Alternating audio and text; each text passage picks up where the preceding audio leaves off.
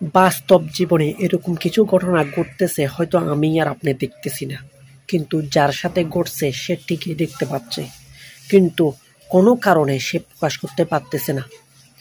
তার শ্রমের টাকা হারাচ্ছে। এইভাবে প্রতিনিয়ত মানুষ এরকম অসহায় হয়ে প্রতারিত হচ্ছে। এটার প্রতিবাদ করার কেউ দেখতে পাচ্তেছি না।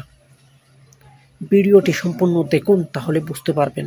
স্যার, আজকে তো আমার নোটিস পিরিয়ডের শেষ দিন স্যার। আমার বেতনটা যদি আজকে দিতেন। বেতন তো ভাই মাসে 10 তারিখে অ্যাকাউন্টে পেয়ে যাবেন স্যার। আজকে যেহেতু আমি চলে যাবো স্যার, আজকে দিয়ে দিলে ভালো হতো না? আরে ভাই, আপনার জন্য তো আর আমি অফিসের আমার রুলস ভাঙতে পারবো না, তাই না? হ্যালো স্যার, আজকে তো 10 তারিখ স্যার। আমার স্যালারিটা, ওহো লিমন সাহেব, একটা মিস্টেক হয়ে গেছে বুঝছেন। স্যালারি শিটে না আপনার নামটা তুলতে ভুলে গেছি। আপনি একটা বিকাশ নাম্বার দেন, আগামী মাসের 20 তারিখে আমি আপনার বিকাশে পাঠিয়ে দিব, কেমন? স্যার, গত 20 তারিখে আপনি আমার স্যালারি পাঠাবেন বলছেন স্যার, আজকে তো 22 তারিখ স্যার। দূর মিয়া, আমি কি সব মনে রাখি নাকি? 20 তারিখে আপনি আমাকে একটা ফোন দিবেন না? আগামী মাস তারা পাবেন না। রাখেন ফোন রাখেন।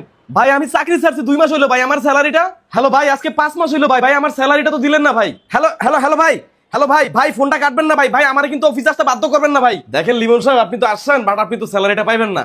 স্যালারি পাবো না মানে কি বলতে চাচ্ছেন আপনি? মানে হইতেছে আপনার লাস্ট মাসের পাঞ্চ শিট চেক করে দেখলাম যে আপনি মাসের 30 দিন লেট করে পাঞ্চ করছেন। সো এই কারণেই কোম্পানি আপনার স্যালারিটা পে করবে না। আমি জানতাম বাঙ্গির পুত্ররা এমন কিছুই করবি, এই জন্য আমি আমার শেষ মাসের পাঞ্চ শিট যত্ন করে রেখে দিয়েছি। আর তোর সাথে হওয়া আমার সকল কথাবার্তা আমি আমার ফোনে রেকর্ড করে রাখছি, এবং আজকের সবকিছু আমি ভিডিও করে রাখছি। আমার মাথার গাম পায়ে ফেলে কষ্ট অর্জিত স্যালারি তোরা মাইরা দিবি? দুনিয়া এত সহজ? দেখ আমি তোকে কি করি। এরে তুই চিল্লাচিল্লি করতেছস, তুই কি করবি?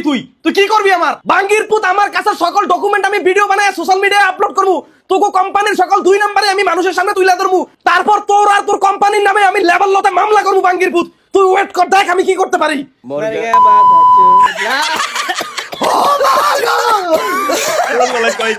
এরকম প্রতিবাদ করা সবার জন্য জরুরি।